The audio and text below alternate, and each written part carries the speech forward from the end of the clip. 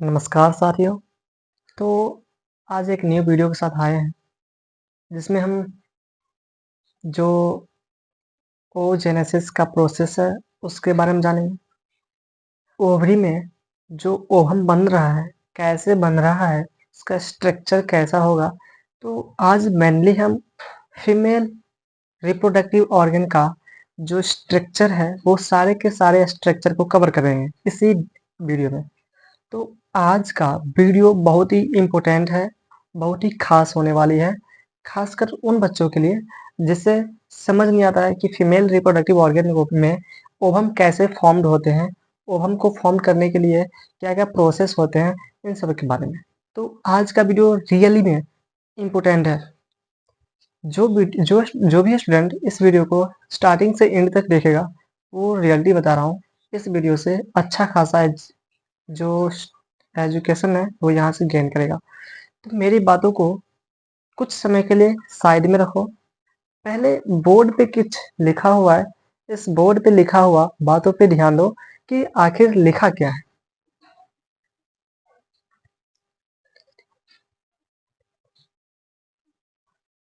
तो साथियों, इस बोर्ड पे हम लिखे हैं, ऐसा वर्ड लिखे हैं कि आप एवरीडे लाइफ में ये सब करते होंगे। जैसे कि हम लिखे हैं, the lecture depends on what you do today. इसका मतलब ये है कि आप प्रत्येक दिन क्या कर रहे हैं, इस लेक्चर से आपको बहुत ही अच्छा अनुभव मिलने वाला है। The lecture depends on what you do today. आप क्या कर रहे हैं आज, इसके बारे में इस वीडियो में अच्छा तरह से आपको मोटिवेट होगा, अच्छा तरह से आपका एजुकेशन गेन होगा। देखो, कुछ होता है क्या ना, बहुत सारे स्टूडेंट ऐसे होते हैं कि वीडियो को स्किप करके देखना स्टार्ट करते हैं। कुछ स्टूडेंट ऐसे होते हैं जिसको वीडियो का स्पीड बढ़ाकर देखने में अच्छा लगता है, तो वीडियो का स्पीड करके देखते हैं। तो देखो, इस सब का कोई मिस फायदे होते नहीं हैं। अब वीडियो को स्किप करो तो आपका पूरा नॉलेज स्किप हो जाएगा, ये रियलिटी है। अगर वीडियो का स्पीड कर रहे हो, स्किप और स्पीड में डिफरेंस है। स्किप हुआ कि वीडियो को कट करना, स्पीड हुआ कि आप वीडियो का क्या जो मोशन है वो चेंज कर रहे हो। नॉर्मल मोशन जो है 1:1 होता है, बट ये बढ़ाकर 2:2 कर देता है, जिससे वो बढ़ जाता है स्पीड। मतलब जैसे कि हम अभी बोल रहे हैं ऐसे, जब स्पीड बढ़ाइएगा 2:2 कीजिएगा, तो हम फास्ट फास्ट बोलना स्टार्ट करेंगे, फास्ट फास्ट ऐसे होता है। तो चलो, वैसे तो नॉर्मल चीज़ है, आपको हर एक चीज़ मालूम होगा यूट्यूब के बारे में, कैसे वीडियो चलाते हैं। हम यहाँ पे यूट्यूब के बारे में नहीं बताने आए हैं। बोर्ड पे ऐसा वर्ड लिखा है कि आप प्रत्येक दिन ये वर्ड को यूज करेंगे। मतलब ऐसे है, ये जो आप लेक्चर देखेंगे, ये लेक्चर जो आप देखेंगे, वो आप कभी न कभी किए होंगे वर्क। देखिए, मैं एग्जांपल दे रहा हूँ। इस वीडियो में हम पढ़ाने वाले हैं ओवरी के बारे में, स्ट्रक्चर ऑफ ओवरी, ओजेनेसिस के बारे में। तो मेनली होता क्या है, बहुत सारे स्टूडेंट जो है पहले से कहीं पढ़े होते हैं, एवरीडे लाइफ कभी पढ़े होते हैं, तो थोड़ा सा नॉलेज होगा, बट प्रॉपर नॉलेज नहीं होता। वो प्रॉपर नॉलेज आज यहाँ मिलने वाला है। देखो, मेरा उतना एक्सपीरियंस है नहीं, लेकिन इतना ज़रूर कह सकता हूँ, हम ट्यूशन दिए हुए हैं, क्लासेस हम अटेंड किए हैं। 3 इयर्स का एक्सपीरियंस है मेरे पास, जिसे मैं शेयर कर रहा हूँ आप सभी के साथ यूट्यूब के जरिए। एक ही अनुरोध होगा, मेरे वीडियो को स्टार्टिंग से एंड तक देखें। फिर भी अगर आपको डॉट क्लियर नहीं हो रहा है, तो प्लीज़ मेरे डिस्क्रिप्शन में व्हाट्सअप लिंक है, ज्वाइन करें और कनेक्ट कीजिए मुझसे। जो भी क्वेश्चन है, जो भी क्वेरी है, वो आप शेयर करें। तो जो लाइन लिखा था, बहुत प्यार से लिखा था, अब इसको मिटाना पड़ रहा है, क्या करें, बोर्ड तो खाली है नहीं।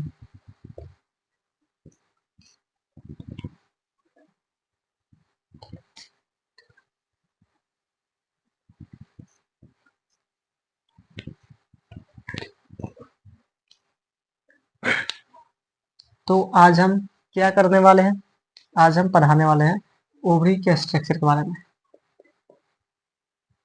मेनली हम दिखा क्या देख रहे हैं, फीमेल रिप्रोडक्टिव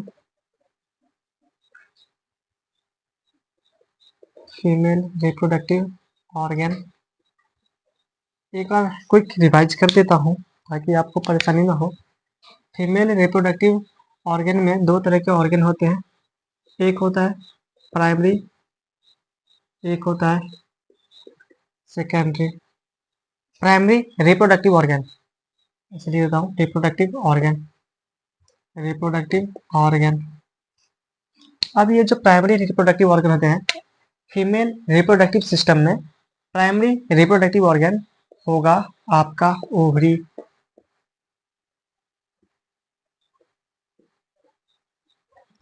अब प्राइमरी रिप्रोडक्टिव ऑर्गन ओवरी क्यों होगा? देखो, मेल में प्राइमरी रिप्रोडक्टिव ऑर्गन था टेस्टिस। टेस्टिस क्या कर रहा था? स्पर्म को फॉर्मेशन कर रहा था। किसके द्वारा? स्पर्मेटोजेनेसिस के द्वारा। सेम प्रोसेस यहाँ पे है। Primary reproductive organ in case of female क्या होगा? ओवरी होगा। और ओवरी क्या करता है? To formed ovum. क्या करता है? फॉर्म्ड करता है ओवम को। किसके द्वारा? ओजेनेसिस के द्वारा।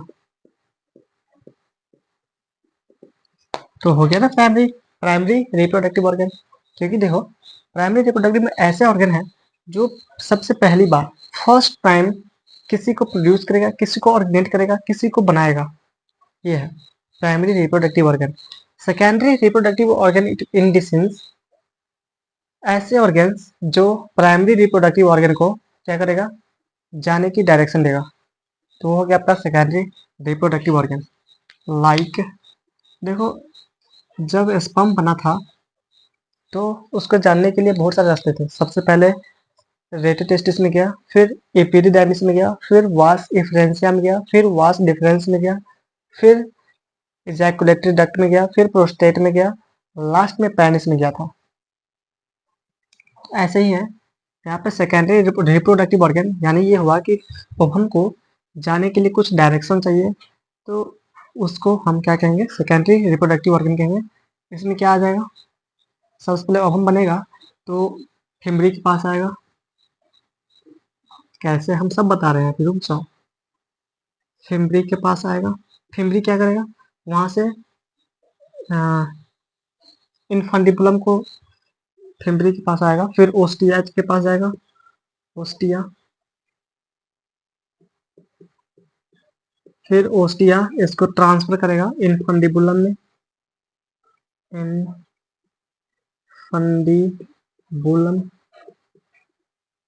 इनफंडिबुलम में, इनफंडिबुलम इसको ट्रांसफर मारेगा एम्पुला में। एम्पुला, फिर एम्पुला से ये ट्रांसफर होके जाएगा स्टेमस में। स्टेमस में अगर और इसको ट्रांसफर करना चाहूँ तो देखो, इससे ज़्यादा ट्रांसफर होगा नहीं, बिकॉज ये जो आप स्टेमस देख रहे हैं ओवम स्टेमस में भी जल्दी नहीं आता है। ओके, ओवम स्टेमस में तब आएगा जब एम्पुला में, एम्पुला क्या है? Ampulla it is the fertilization site. ये क्या है? Fertilization, fertilization site. एम्पुला क्या है? Ampulla is a fertilization site. जब ये फर्टिलाइजेशन साइट है तो इसमें क्या होगा? ये मेल गैमेट और ये फीमेल गैमेट क्या होंगे? फ्यूज होंगे। फ्यूज होने के बाद क्या बन जाएगा? जायगोट बन जाएगा। तो जब जायगोट बनेगा ना, तब ये जायगोट स्टेमस में आएगा। जायगोट नहीं बना तो स्टेमस में नहीं आएगा। ये फंक्शन है इसका। इसका मतलब हुआ ओवम स्टेमस में भी नहीं आता। देखो, मैं कुछ बताना चाहता हूँ। एनसीईआरटी में बहुत सारे ऑर्गन्स का नाम दिया है, बट मेरे हिसाब से जो ओवम है ना, वो यहीं से जाता है। आप ही जरा सोचिए, एनसीईआरटी में दिया हुआ बलवा। बलवा क्या है जानते हैं आप? बलवा जो है वो यूट्रस के आउटर पार्ट है, और आउटर पार्ट में कभी भी ओवम, देखो आउटर पार्ट में पहली बात ओवम बनता ही नहीं है, तो ओवम बलवा में कैसे जाएगा? मेन बात यहाँ पे ये है, बलवा जो है वो आपका आउटर पार्ट है, ठीक ना? ग्लैंड है, ग्लैंड है, ग्लैंड। आउटर पार्ट को ग्लैंड बोलते हैं। तो उसमें होगा ही नहीं। ऐसे साइट है सबसे पहले। अच्छा हम बताएंगे, चलो यहाँ नोट करो, यहाँ तक बता दिए। तो अब सबसे पहले हम क्या बताएंगे कि ओवरी क्या है ना। जब हम प्रोसेस स्टार्ट कर दिए हैं तो डायरेक्ट एंड से ले जाएंगे तो आपको कुछ समझ नहीं आएगा। जैसे मैंने बताया ऐसे फॉलो करो बस। एजुकेशन एक ऐसा पार्ट है ना कि स्टूडेंट को कहीं डिस्टर्ब नहीं होने देता है। अगर आप अच्छा से एजुकेशन गेन कर रहे हैं, प्रॉपर एजुकेशन गेन कर रहे हैं, तो आपको कहीं पर भी कोई कठिनाई होगा नहीं, ये बात तो है। तो मेरा एक आग्रह है कि कोई भी एजुकेशन ले तो ऐसे टीचर से ले जो टीचर वो खुद एक्सपीरियंस्ड हो। देखो आजकल टीचर तो बहुत मिल जाएंगे मार्केट में। टीचर में बहुत सारे वैरायटीज होते हैं, है ना। तो बहुत सारे वैरायटीज होते हैं। कुछ ही टीचर ऐसे होते हैं जिसके पास प्रॉपर नोट्स, प्रॉपर एक्सप्लेन्स होते हैं और अपना खुद का अप्रोच होता है बताने का। लेकिन बहुत सारे टीचर होते हैं जो नोट बुक के जरिए बताते हैं। ठीक है, कुछ टाइम के लिए ठीक है, बट देखो बुक के जरिए क्या है ना कि आपके पास उसका उतना एक्सपीरियंस नहीं है, तब वो बुक का सहारे ले रहा। तो प्लीज मुझसे आग्रह है कि ऐसे टीचर सहालियत में ऐसे टीचर के पास जाएं, ऐसे टीचर से आप एजुकेशन गेन करें। वो टीचर पहली बात एजुकेशनल हो, है ना, एक्सपीरियंस हो, तो जाके आप अच्छा से एजुकेशन ले पाएंगे। तो मैं इसको इरेज करता हूँ और स्टार्टिंग करता हूँ ओबरी के बारे में।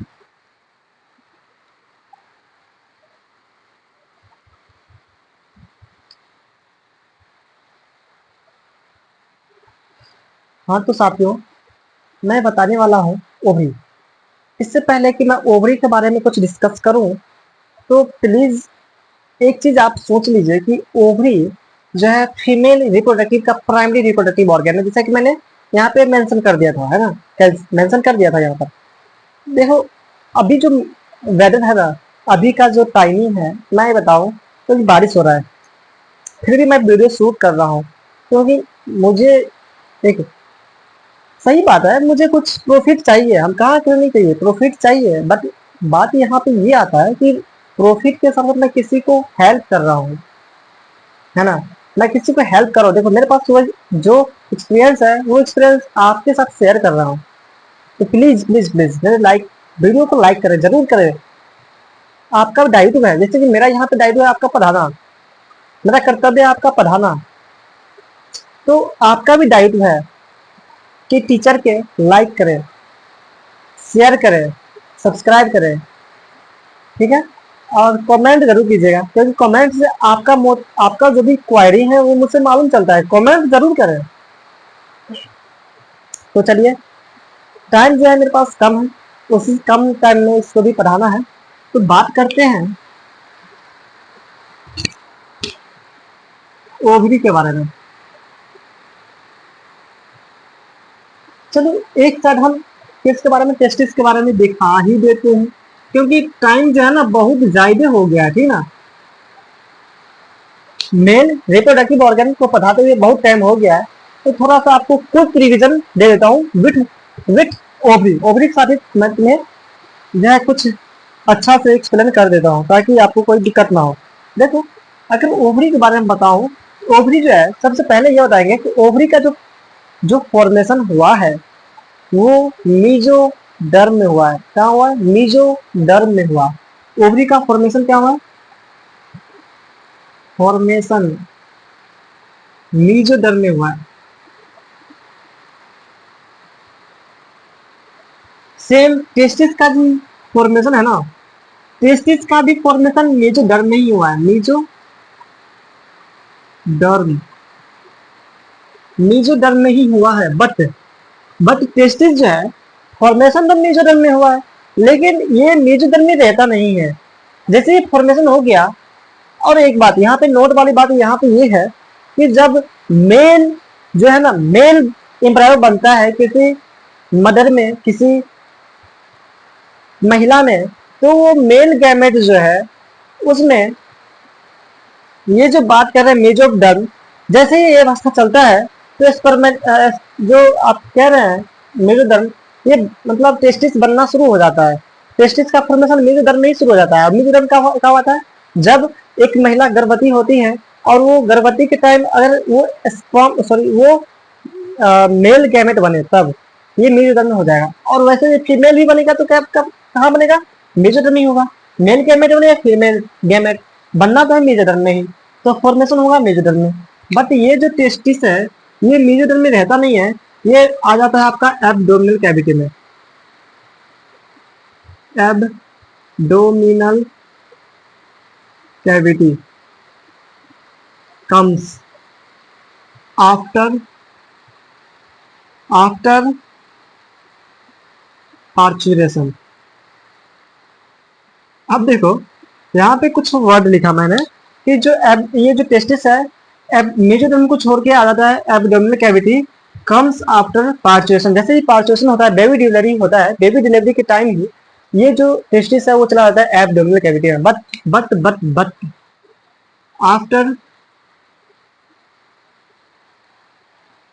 After puberty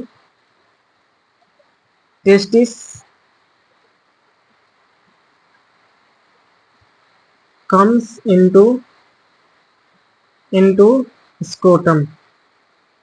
scrotum.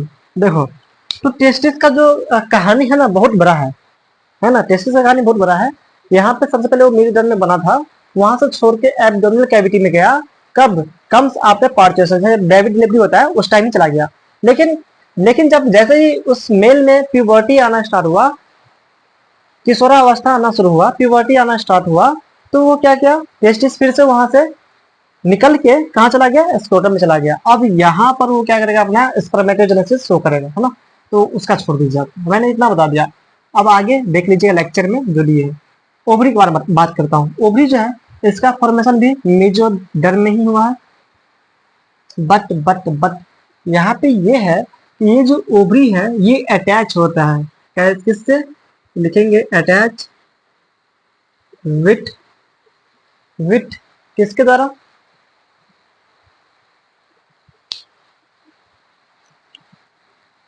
तो ओवरी जो है वो अटैच होता है किसके द्वारा, मेजोवेरियन तंतु के द्वारा,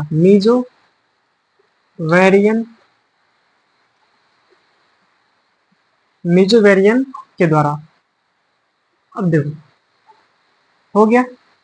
अब देखो यहाँ पे एक नोट है, ये जो टेस्टिस है ये स्पर्मेटोजेनेसिस कहाँ शो करता है, तो स्क्रोटम में, सॉरी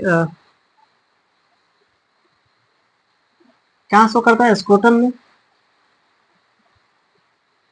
स्क्रोटम में क्या शो करता है, स्पर्मेटोजेनेसिस, स्पर्मेटोजेनेसिस। क्यों, वो बाद में आप जानते ही होंगे क्योंकि मैंने वीडियो ऑलरेडी इस पर मैंने वीडियो ऑलरेडी शूट कर दिया हूँ। तो यहाँ आप जानिए ओवरी के बारे में। तो ये तो हो गया कि मेजोवेरियन तंतु से क्या होता है, अटैच होता है। दूसरी बात यह है कि ये जो ओजेनेसिस का प्रोसेस है इसी ओवरी में चलता है। तो oogenesis process, process oogenesis process occurs oogenesis process occurs in ovary occurs in ovary। Ovary में कहा, ओवरी पार्ट ऑफ कोर्टेक्स। तो ये हुआ ओवरी का लिखा जुखा स्टडी किया हुआ नॉलेज। बट हम देखो कुछ एक्सपेरिमेंटल भी दिखा देंगे यहाँ पे कि आखिर में ये रियल में कैसे है ओवरी। तो टाइम उतना नहीं है, मैं सीधे बताता हूँ, मैं डायरेक्ट इसको शो करता हूँ कैसे होता है।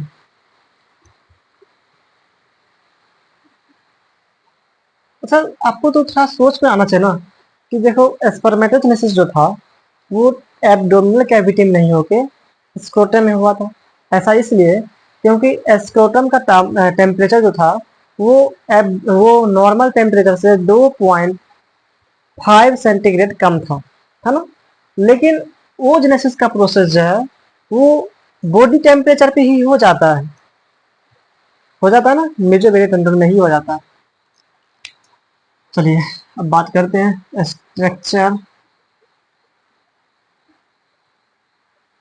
Structure of ovary. ओवरी के स्ट्रक्चर के बारे में बात करें तो देखो, सबसे पहले यहाँ पे एक मेजोवेरिएंट तंतु बना दिए, इससे बहुत सारे मेजोवेरिएंट तंतु जुड़े रहते हैं।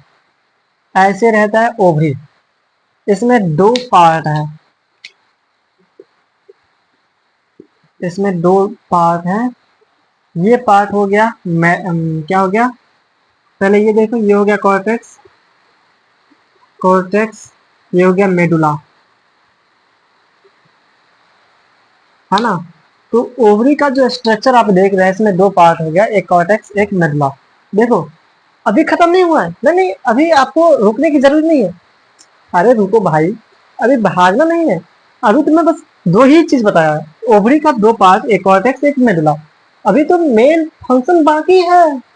अभी ओज में से ये शो कहाँ किया, अभी रुको, अभी क्लाइमेट बाकी है। देखो, तो ओवरी में अगर बात करें कि ओजोनेसिस प्रोसेस कहाँ चलता है, क्वेश्चन पूछता है कि ओवरी के अंदर ओजोनेसिस का प्रोसेस कहाँ चलता है, किस रीजन में चलता है, तो हम बोलेंगे कॉर्टेक्स रीजन में ओजोनेसिस का प्रोसेस चलता है, कॉर्टेक्स रीजन में। अब ये कॉर्टेक्स रीजन में कैसे चलेगा, तो देखो सबसे पहले क्या बनेगा, प्राइमरी फॉलिकल बनेगा। प्राइमरी फॉलिकल कन्वर्ट हो जाएगा सेकेंडरी फॉलिकल में, सेकेंडरी फॉलिकल कन्वर्ट हो जाएगा टर्सरी फॉलिकल में, टर्सरी फॉलिकल कन्वर्ट हो जाएगा ग्राफियन फॉलिकल में। This is the mature follicle. ये जो आप देख रहे हैं Graafian follicle, it is mature follicle, it is mature follicle, है ना।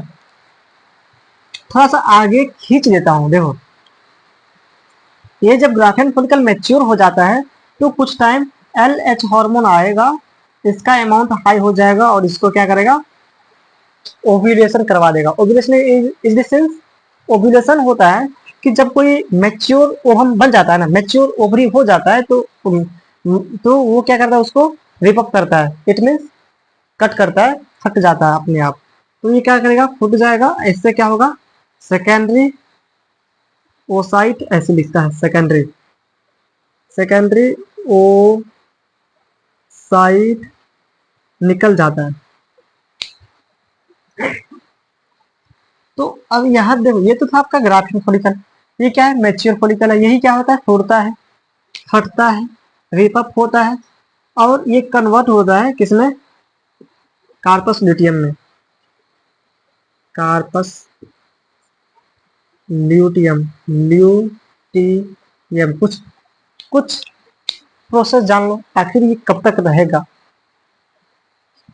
क्योंकि देखो, हमारा जो इंडिया है ना, एजुकेशनल का हब है, और वैसे भी सबके पास इतना नॉलेज तो जरूर होगा कि ये जो आप देख रहे हैं कार्पस ल्यूटियम, ये जो पहले उससे ऊपर था ग्राफिन फॉलिकल, LH हार्मोन के आने से, LH हार्मोन इज जैसे ल्यूटिनाइटिंग हार्मोन, मेनली इसमें आता है टेस्टोस्टेरोन, ठीक। तो वो आता है तो इसको क्या करता है, ओव्यूलेशन शो करता है। ओव्यूलेशन जैसे ही होता है तो उससे ये फरता है और सेकेंडरी ओसाइट निकलता है। तो ये जो ग्राफिन फॉलिकल था, ये जब फटा तो इसका दूसरा नाम होगा, तो इसको नाम दे दिया कार्पस ल्यूटियम। अब देखो, कार्पस ल्यूटियम इस ओवरी में कब तक रहेगा, है ना, कब तक रहेगा, मेन क्वेश्चन है, कब तक रहेगा। देखो, अब पहले बात यहाँ पे ये है, मान लो ये सेकेंडरी ओसाइट है ना, अब ये क्या है आपका पूरा फंक्शन, देखो आधा अधूरा ज्ञान किसी को देना नहीं चाहिए और ना ही लेना चाहिए। कुछ गलती हो तो माफ कीजिएगा, क्योंकि अभी भी थोड़ा अच्छा बनने नहीं रहा है मुझसे, ऐसे इससे बनता है, मुझे उतना नॉलेज नहीं है, बट अच्छा से बनाने की चेष्टा कर रहा हूँ। ऐसे सेम जो इस साइड रहेगा ऐसे इस साइड भी रहेगा, है ना। इस तरह ऐसे ओवरी, ये ओवरी है, इससे अटैच ये नहीं अटैच रहेगा, सुंदरी अटैच होगा और इसके ऊपर ओस्टिया होगा। देखो सबको अभी यही दिखा देता हूँ, नहीं बस आप जान लो। देखो जब एस्पर्म बन गया था, एस्पर्म बना था, तो ये एस्पर्म क्या करेगा, ये मान लो एस्पर्म है, तो एस्पर्म ऐसे जाएगा, ये ऐसे जाएगा, ये फूला हुआ संरचना है, इसको बोलते हैं एम्पुला।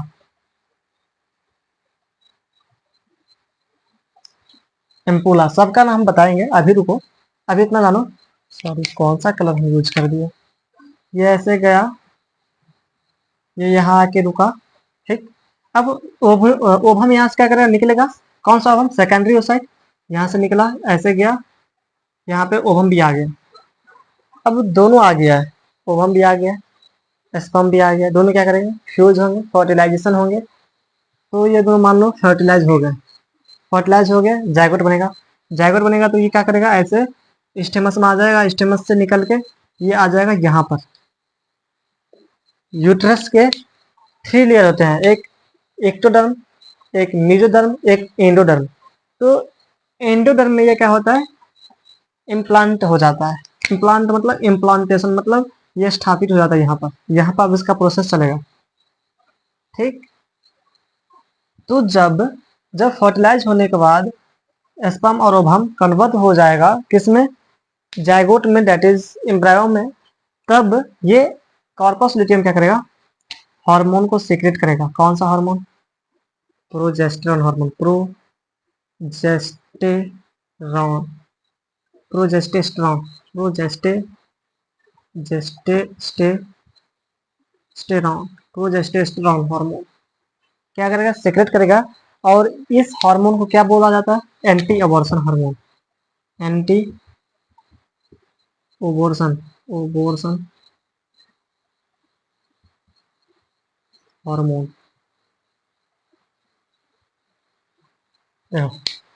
एंटी ओबोर्सन के बारे, एंटी ओबोर्सन के बारे में कुछ जानते हैं, नहीं जानते होंगे, मैं बताता हूँ मैं किस लिए हूँ। देखो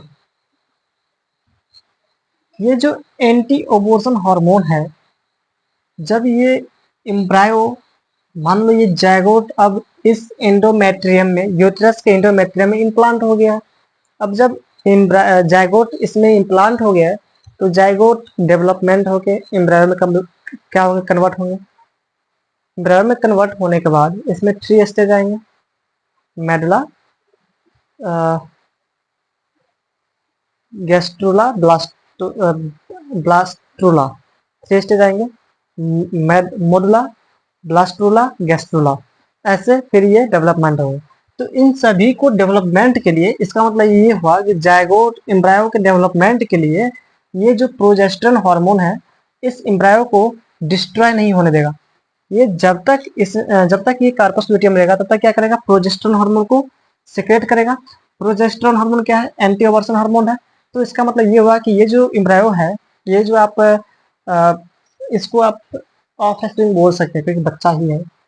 तो ये जो आप देख रहे हैं ऑफ स्प्रिंग, इसको डिस्ट्रॉय नहीं होने देगा।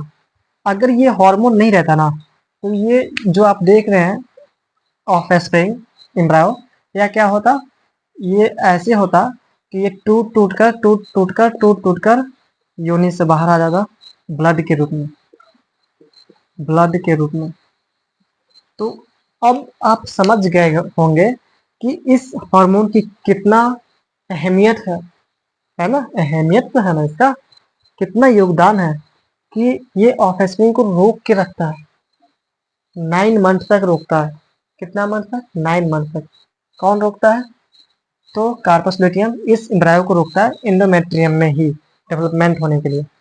अब देखो ये तो हो गया आपका एंटी ओवर्सन हार्मोन। कुछ और हार्मोन होते हैं, जब जब जब मान लो कि एम्ब्रायो कन्वर्ट हो जाएगा ऑफ स्प्रिंग में, और जब पार्चुलेशन के टाइम एस ऑफ स्प्रिंग क्या होगा, जन्म ले लेगा। अब ये ऑफ स्प्रिंग जन्म ले लिया है, तो ये कार्पस लुटियम कन्वर्ट हो जाएगा कार्पस एल्बिकन्स में।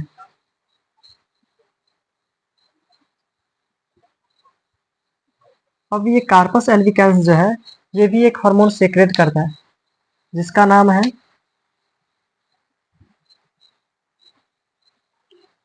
Prolactin. Prolactin prolactin hormone. Prolactin hormone एक ऐसा हार्मोन है, जब ऑफस्प्रिंग का पार्चुरेशन होगा, डिलीवरी होगा, पार्चुरेशन होने के बाद ऑफस्प्रिंग निकल जाएगा, मतलब क्या होंगे, प्रोड्यूस हो जाएंगे।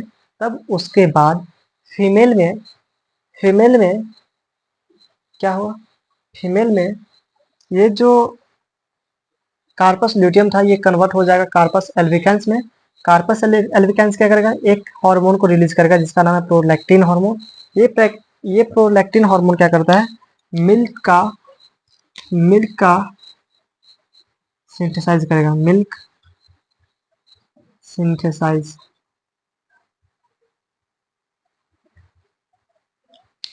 एक हार्मोन और आता है ऑक्सीटोसिन, जो मिल्क को क्या करेगा, रिलीज करेगा। हाँ, तो मैंने यहाँ तक कंप्लीट कर दिया हूँ। ओवरी का फुल स्ट्रक्चर आप देख लिए हैं। क्या करूँ, आशा करता हूँ कि वीडियो अच्छा लगा होगा। देखो, बताना चाहूँ तो देखो पूरा यही बताना था मुझे, और मैंने यहाँ पे डिस्कस कर दिया हूँ। लेकिन एक बार फिर एक न्यू वीडियो लाएंगे जिसमें हम इसके बारे में डिस्कस करेंगे, ब्रीफली डिस्कस करेंगे, ताकि आपको कोई डाउट ना हो। मेरे पास उतना टाइम नहीं है, इतना तक के लिए आज रहने देते हैं, मिलते हैं नेक्स्ट वीडियो में। तब तक के लिए बाय बाय। बाय बाय कहाँ, देखो मेरा काम था पढ़ाना, मैंने अच्छा से पढ़ाया, कुछ आपका कर्तव्य है, प्लीज़ लाइक कर दे यार।